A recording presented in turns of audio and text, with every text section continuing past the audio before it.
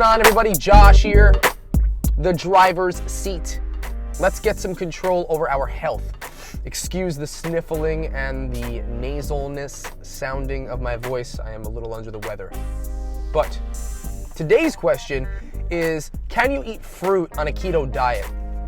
Now, there are a couple of layers to this question, as there are to most of the questions that we talk about in this show, but there's a couple of things that you might want to take into account. So if you're somebody who just started the keto diet, for fruit, you might be thinking to yourself, okay, well, how many carbohydrates are in the fruit?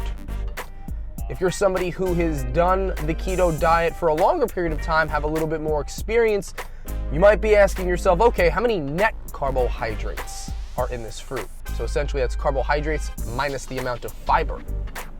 Fiber slows absorption, has a lot of other benefits. We're not going to get to it right now, but that's another factor that you would take into account. Now, I talk to a lot of people who are doing the keto diet or thinking about it, even people who are like heavily into the nutrition aspect of health and wellness, and they don't really think about the types of sugars and carbohydrates that are in fruit and how it can have an effect on your metabolism and your goals and so on and so forth.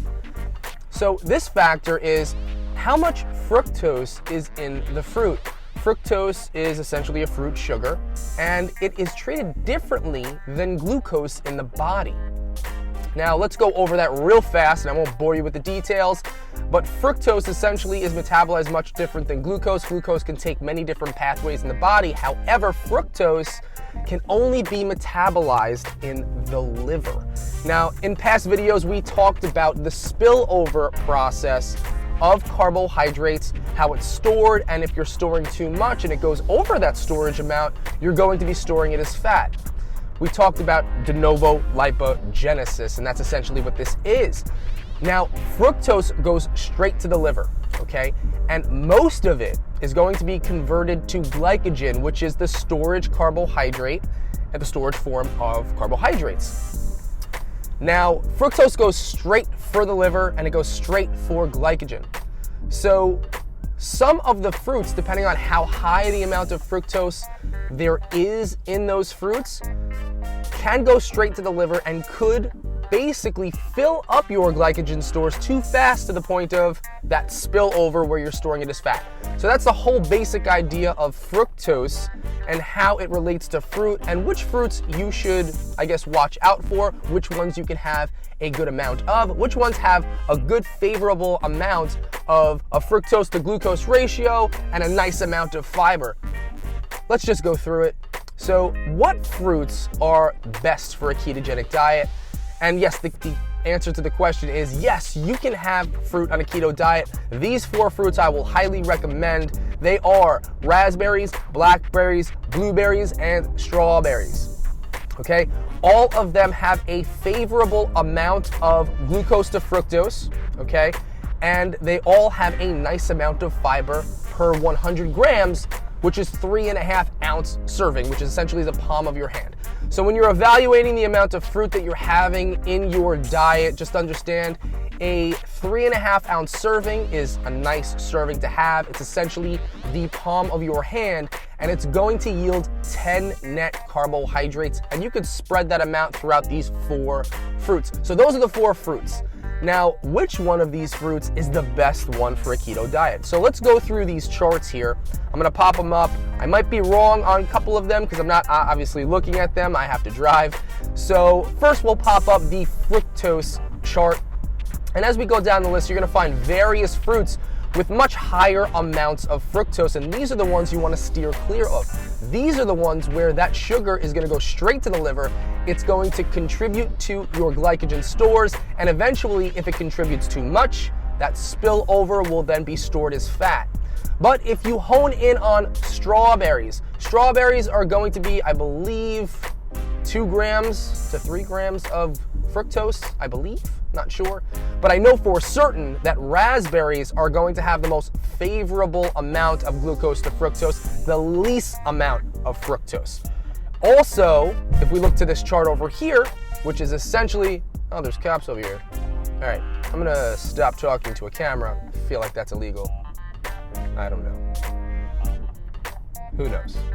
Anyway, so we're gonna top over to this chart, which is essentially talking about fiber. And if you look at the fiber amount, all right, of raspberries, it is extremely high. For 1 cup, it's 8 grams. We're talking about 100 grams serving, a 3.5 ounce serving, which equates to about probably 5 grams. Look, the palm of your hand with like 1.2 or 1.5 grams of fructose and 5 grams of fiber, raspberries are your best bet. Yeah, they're expensive, and they're not as sweet, obviously, because of the lesser amount of fructose, but this is your best bet. Going back to the other table, let's look at the fructose again for these other fruits. Blueberries are gonna be a little bit higher, and they're probably, I think, in measurements of 100 grams, measurements of a cup. So 100 grams is essentially gonna be the 3.5 ounce serving. If it says a cup, we're basically going to divide it in half or so.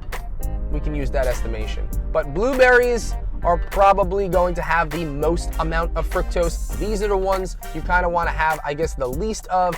But look, listen, you don't have to restrict blueberries in fear that your body is not going to become ketogenic, you're not going to be able to put yourself into ketosis, and that there's going to be so much spillover in your glycogen stores that it's going to affect your results. These are fruits, for crying out loud. If you're eating mangoes and bananas like willy-nilly, I mean, that's a problem, sure. But when it comes to the berries, the fiber content is so good relative to the amount of glucose and fructose in it that you just can't beat it. Don't worry so much about it. What you could do is just understand that these 4 berries, 3.5 ounce servings, as we talked about before, 10 net carbohydrates, the palm of your hand. I think that we've touched upon everything. If you guys have any questions, please post below, share, subscribe, like, dislike, you know how this all goes. And if you're somebody who is trying to become ketogenic, or is somebody who is in the middle of it and not necessarily seeing the results that you want to see, check out my website, ketosistherightway.com. There is a course there that is 4 hours of video content that's basically me guiding you through the entire process that is very specific to your individual needs and goals. There's also a PDF download with 113 pages of total content that's going to help you guide through the process. Hope you guys enjoyed this video. I gotta focus on the road here. It's a narrow road. I don't want to die. This has been The Driver's Seat. Have a great day.